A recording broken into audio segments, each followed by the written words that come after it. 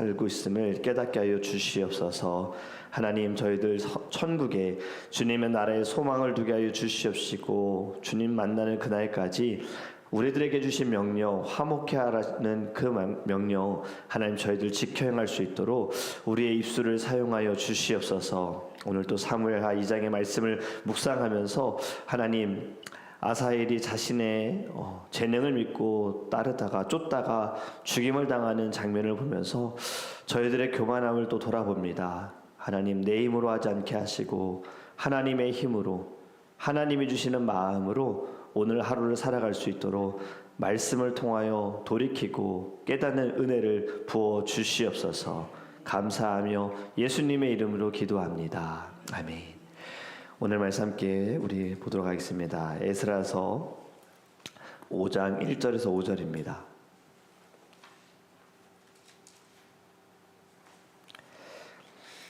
제가 저는 성경책은 구약성경 716페이지입니다. 에스라서 5장 1절에서 5절입니다.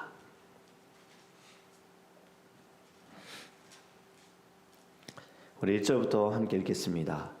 선지자들 고 선지자 학개와 이또의 손자 스가랴가 이스라엘의 하나님의 이름으로 유다와 예루살렘에 거주하는 유다 사람들에게 예언하였더니, 이에 스알디엘의 아들 스룹바벨과 요사닥의 아들 예수아가 일어나 예루살렘에 있던 하나님의 성전을 다시 건축하기 시작하며 하나님의 선지자들이 함께 있어 그들을 돕더니, 그때 유브라데 강 건너편 총독 드네와 스달보스네와 그들의 동관들이 다 나와 그들에게 이르되, 누가 너희에게 명령하여 이 성전을 건축하고 이 성곽을 마치게 하였느냐 하기로, 우리가 이 건축하는 자의 이름을 아뢰었으나 하나님이 유다 장로들을 돌보셨으므로 그들이 능히 공사를 막지 못하고 이 일을 다리오에게 아뢰고 그 답장이 오기를 기다렸더라. 아멘. 여러분, 이런 순간을 경험해 본 적이 있지 않으십니까? 분명 하나님의 뜻이라고 생각했는데 어느 순간 멈춰버렸던 경험들. 하나님이 말씀하셔서 그 말씀대로 열심을 다했는데 어느 순간에 어려움과 고난으로 인하여서 잠시 중단되어진 상황들. 처음에는 뜨거웠습니다. 기도도 했고 확신도 있었고 기대도 있었어요. 그런데 시간이 흐르면서 열정은 사라지고 현실은 무겁고 상황이 꼬이게 되어지는 순간들, 그러다가 멈추게 되어지는 경우. 오늘 5장의 말씀이 딱 그 장면입니다. 지금 이스라엘 백성들이 돌아와서 제단을 쌓고 예배를 세웠고 기초를 이제 딱 놓았는데 딱 멈춘 상황인 거예요. 방해로 인하여, 고난으로 인하여. 여기까지 오면 이런 생각이 들 수 있죠. 다시 시작할 수 있을까? 다시 어떻게 이것을 시작할 수 있을까? 다시 시작하고 싶은데, 하나님은요 늘 성경을 통해서 우리에게 단순하게 말씀하십니다. 어떻게 시작하느냐라는 그 질문에 결국에 말씀이다입니다. 말씀이다. 말씀밖에 없다. 오늘 1절에 보면 이런 말씀 있지요. 선지자들이 예언하리라. 지금 어제 우리가 학계 말씀을 나눴었는데, 지금 에스라가 활동하던 이때 학계 선지자, 스가랴 선지자도 같이 활동하던 시대입니다. 지금 포로가 귀환되어지는 시대. 여기에서 지금 선지자들이 예언을 합니다. 학계 선지자도 스가랴 선지자도 동일한 예언을 하고 있는데, 중요한 것은 타이밍입니다. 일이 잘 될 때가 아니라 하나님은 멈췄을 때 말씀하신다라는 것을 우리는 주목해 볼 필요가 있습니다. 우리는 보통 이렇게 생각합니다. 잘 되면 하나님이 함께 하시고 안 되면 하나님이 내 곁에 계시는 것 같지 않아. 멀리 계시고 나를 그냥 지켜만 보시는 것 같다라고 이야기를 하지만, 여러분, 성경은 반대로 말합니다. 멈출 때 하나님이 말씀하신다예요. 여러분, 분주하면 들리지가 않습니다. 바쁘고 정신이 없으면요 하나님의 말씀이 전혀 들리지 않습니다. 사실 하나님은 끊임없이 말씀하십니다. 우리들에게 계속해서 말씀하여 주시는 거예요. 그런데 듣지를 못한다라는 거죠. 들을 귀가 없고 여유가 없다라는 거예요. 그래서 들으라고 멈추셨다. 여러분, 멈춤은 끝이 아니라 말씀이 시작되는 자리인 줄 믿습니다. 어떤 연예인 분이 간증하는 이야기를 좀 제가 잠깐 보았어요. 이런 간증을 하시더라고요. 자기는 헌금을 왜 하는지 모르겠다라고 어느 목사님에게 물어봤대요. 헌금하면 목사님이 다 가져가는 것 같아서 자기는 헌금 안 한다고. 그랬더니 목사님이 뭐라고 하셨냐면 그렇게 믿을 거면 믿지 말라고 딱 한마디 하셨대요. 그런 신앙이면은 그냥 믿지 마세요. 그랬더니 이 연예인분이 그 말에 나 연예인인데 나 공인인데 어떻게 나한테 이렇게 막 대할 수 있지? 아니 어떻게든 나를 믿게 설득해야지. 그런 마음에 믿지 말라는 그 말이 오히려 자기의 심장을 찔렀다고 합니다. 거기에서 자기가 완전히 깨졌대요. 아, 이렇게 믿을 거면 차라리 안 믿는 게 낫구나. 이렇게 의심하면서 내 중심을 할 거면 안 믿는 게 낫구나.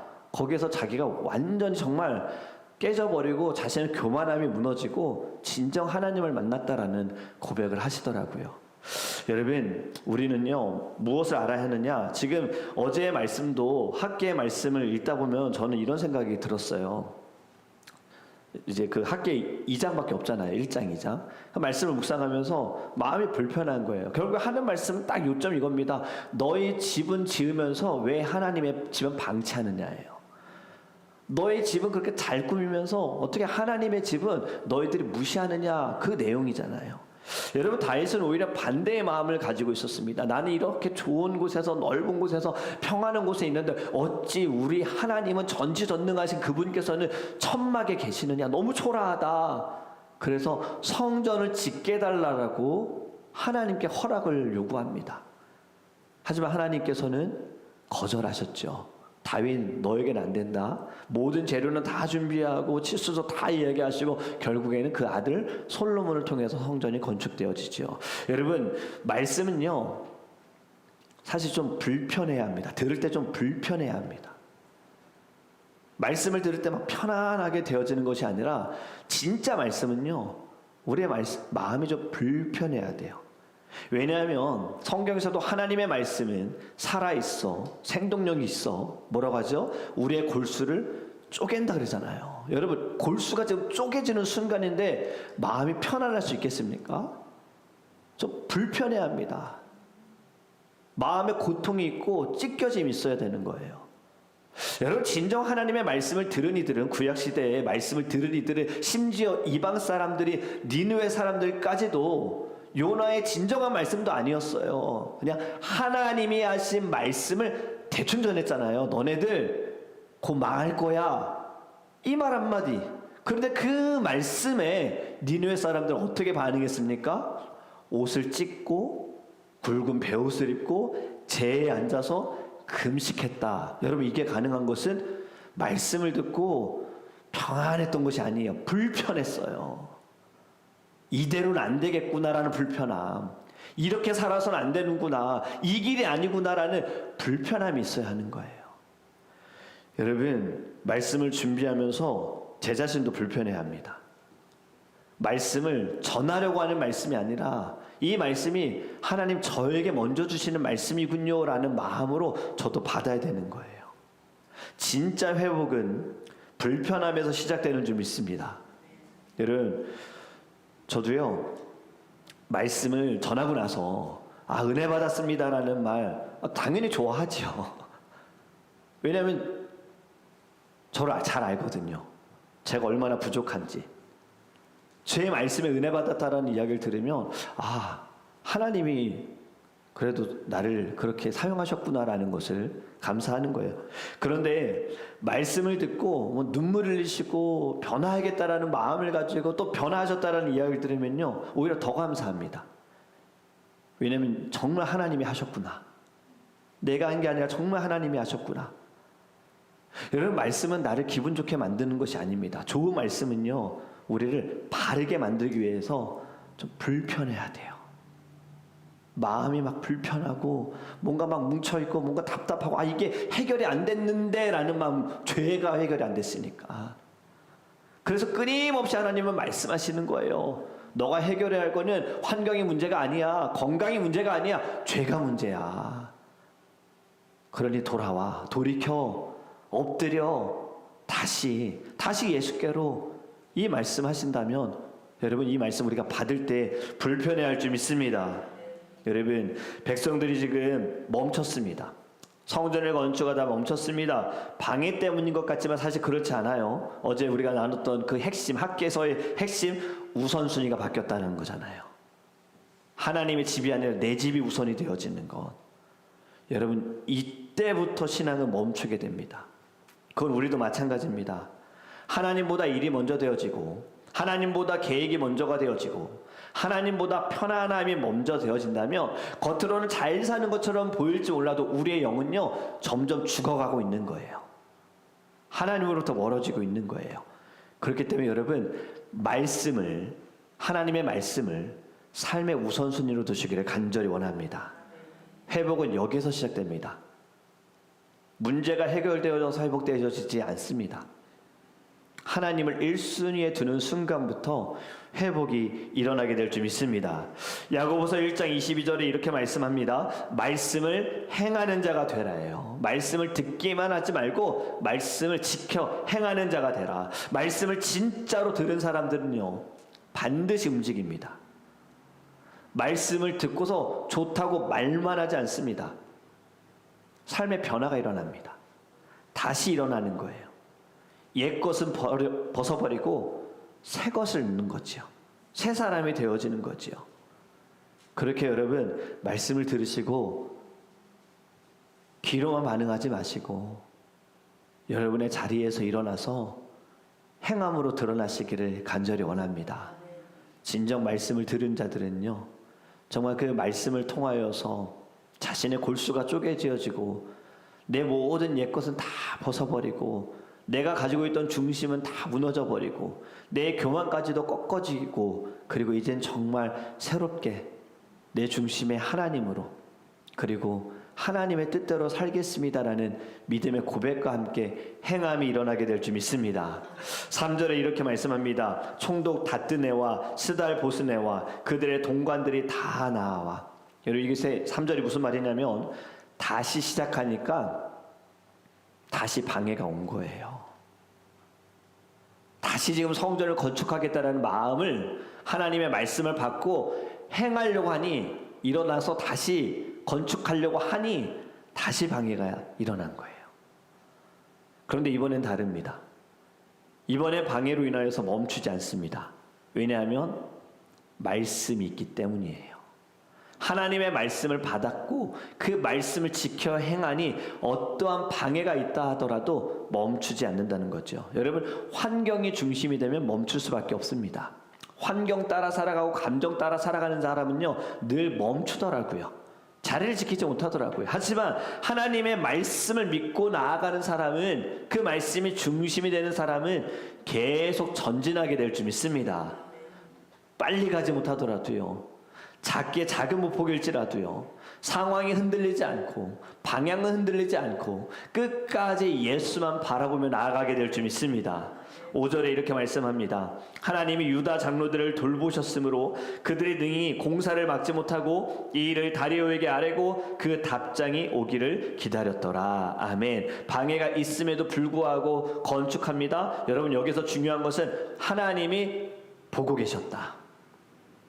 사람들은 지금 감시했어요. 어떻게든 막으려고. 하지만 하나님은요 보고 계신다. 돌봐주신다. 사람들은 결과를 이야기하지만 하나님은 과정을 보신다라는 겁니다. 저와 여러분의 삶에도요 하나님이 지금 지켜보고 계시는 줄 믿습니다.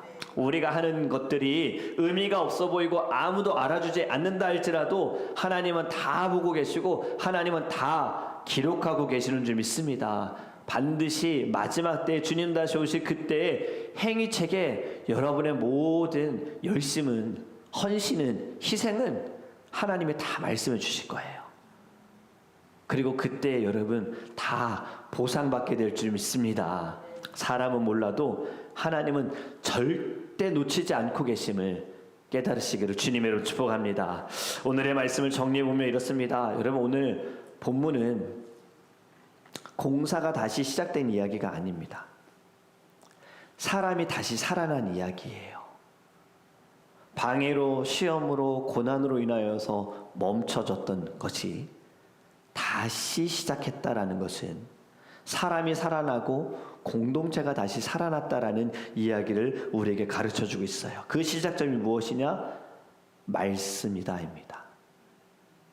여러분, 지금 달라진 것은 아무것도 없습니다. 환경도 바뀌지 않았습니다. 상황도 불안합니다. 방해는 여전히 남아 있습니다.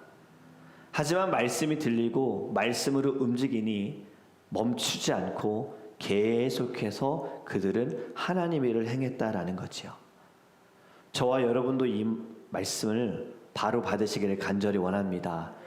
여러분, 말씀을 우리가 잘 듣고 말씀으로 은혜 받고 우리의 골수가 쪼개진다 할지라도 환경은 달라지지 않았을 거고 우리 주변은 달라지지 않을 겁니다.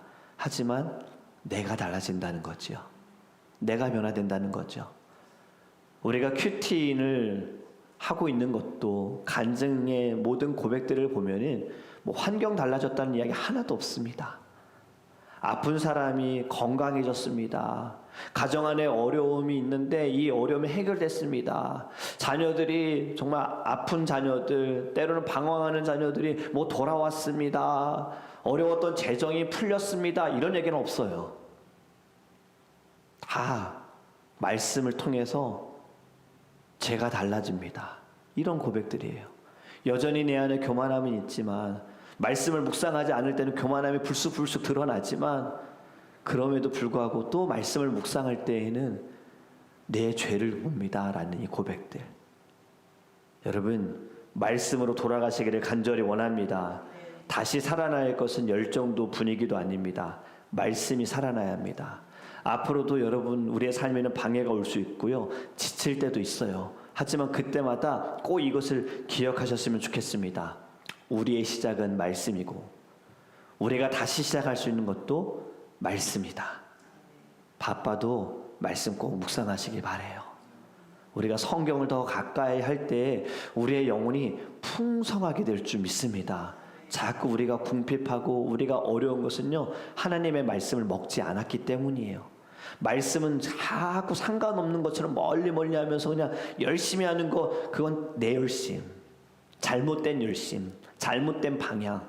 모든 것은 말씀이 중심이 되어야 돼요. 말씀으로 해석하고 말씀으로 분별하고 말씀으로 깨달아야 할 줄 믿습니다. 그렇기 때문에 늘 영의 양식을 여러분들 드시고 여러분들만 드시지 마시고 다른 사람들도 먹여주셔야 돼요. 하나님의 말씀에 능력이 있음을 믿으십니까? 믿으십니까?